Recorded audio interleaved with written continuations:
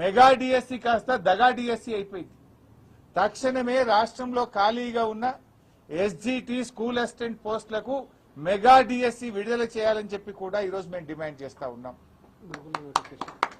అదేవిధంగా SC ST minority BC గురుకులాల్లో కూడా అనేక ఖాళీలు ఉన్నాయి. గురుకులాల్లో ఉన్న ఉపాధ్యాయ ఉద్యోగాలకు నియామకానికి కూడా తక్షణమే నోటిఫికేషన్ విడుదల చేయాలని చెప్పి కూడా డిమాండ్ చేస్తా ఉన్నాం. గ్రూప్ 1, గ్రూప్ 2, గ్రూప్ 3, గ్రూప్ 4 వీటిలలో కూడా అనేక ఖాళీలు ఉన్నాయి.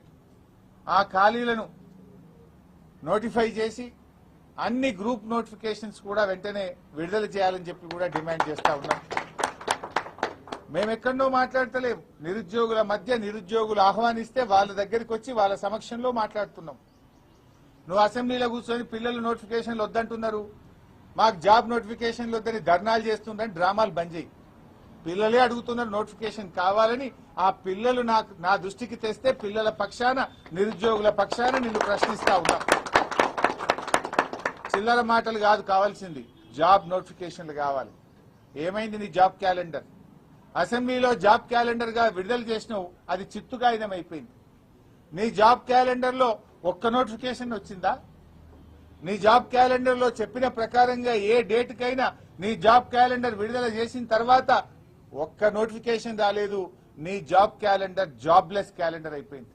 స్క్రాప్ చిత్తు కాగితం అయిపోయింది నీ జాబ్ క్యాలెండర్. నీ మాటలు బోగస్, నీ చేతలు బోగస్, అంతా బోగస్ అయిపోయింది కాంగ్రెస్ ప్రభుత్వం.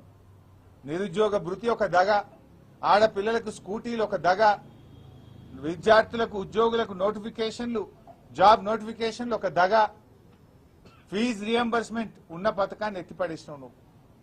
ఇవాళ చదువుకునే పిల్లలకు ఫీజు రియంబర్స్మెంట్ లేకుండా విద్యకు కూడా పిల్లల్ని దూరం చేస్తా ఉన్నావు.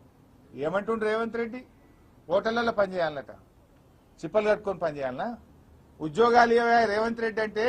ఉద్యోగాలు లేవు, ఐటీ పోతుంది, ఏఐ వచ్చింది, హోటళ్లలో పనిచేయండి అంటుండ్రు.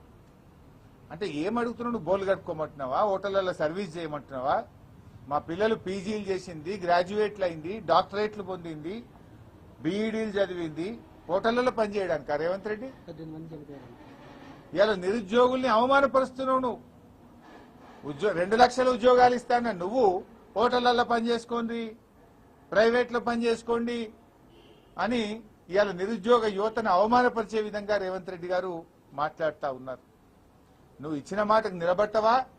లేదా ఏ యువతనైతే నీకోసం పనిచేసిందో ఆ యువత తిరగబట్టది, జాగ్రత్త అని హెచ్చరిస్తా ఉన్నాం. ఏ నిరుద్యోగులైతే నీ కాంగ్రెస్ పార్టీకి పనిచేసిండ్రో రేపు ఆ నిరుద్యోగులే నీ కాంగ్రెస్ పార్టీకి మరణ శాసనం రాస్తారు, జాగ్రత్త అని చెప్పి హెచ్చరిస్తా ఉన్నాం. అయ్యా భట్టి గారు, నువ్వే ఇచ్చినావు అసెంబ్లీలో జాబ్ క్యాలెండర్. మరి నీ జాబ్ క్యాలెండర్కి ఏమైనా ఉన్నదా? అసెంబ్లీలో చెప్పిన మాటకి ఏమైనా విలువ ఉన్నదా? ఎందుకు నోటిఫికేషన్లు ఆలస్యం చేస్తా ఉన్నారు? What is the reason? పాపం పిల్లలు లక్షల రూపాయలు ఖర్చు పెట్టుకుని హైదరాబాద్ లో దిల్సుఖ్ నగర్ లో, అశోక్ నగర్ లో రూములు కిరాయిలు తీసుకొని, కోచింగులు తీసుకొని లక్షల మంది పిల్లలు నీ జాబ్ నోటిఫికేషన్ల కోసం కళ్ళల్లో వత్తులేసుకొని చూస్తా ఉన్నారు. అనేక జిల్లా కేంద్రాల్లో పిల్లలు లైబ్రరీల్లో కూర్చొని రాత్రి పగళ్లు ఎప్పుడు నోటిఫికేషన్ వస్తుందా అని కష్టపడి చదువుకుంటా ఉన్నారు. అరే ఏజ్ రిలాక్సేషన్ ఇవ్వంటే ఇవ్వవు నువ్వు, అటు జాబ్ నోటిఫికేషన్ ఇవ్వవు, ఏజ్ రిలాక్సేషన్ కూడా ఇస్తలేవు. ఆనాడు బీఆర్ఎస్ 10 సంవత్సరాలు ఏజ్ రిలాక్సేషన్ ఇచ్చింది, నువ్వెందుకు ఏజ్ రిలాక్సేషన్ ఇస్తలేవు? ఎందుకు దాన్ని 34కే పరిమితం చేస్తా ఉన్నావు? ఎందుకు మొండి పట్టుదలకు పోతా ఉన్నావు? ఆ రోజు ఏమన్నావు? ఉద్యోగాలకు అప్లై చేసుకునే వాళ్ళకు ఫీజులు కూడా ఉండయి అన్నావు. మళ్ళీ ఫీజులు పెడుతుండే, ఇప్పుడు ఫీజులు ఉండయి, ఫ్రీగా అప్లై చేసుకోవచ్చు అని మాట్లాడినావు. మరి ఇప్పుడు ఎందుకు ఫీజులు పెడుతున్నావు? ఫీజులు ఎందుకు పెడుతున్నావు? నువ్వు మేము భోజనాలు పెడతాం, ఫీజులు ఉండయి, మేమే కోచింగ్లు ఇస్తాం, మేమే 2 లక్షల నోటిఫికేషన్లు ఇస్తామన్నావు. నోటిఫికేషన్ లేకపోయా, నీ భోజనాలు లేకపోయా, ముక్కు విండి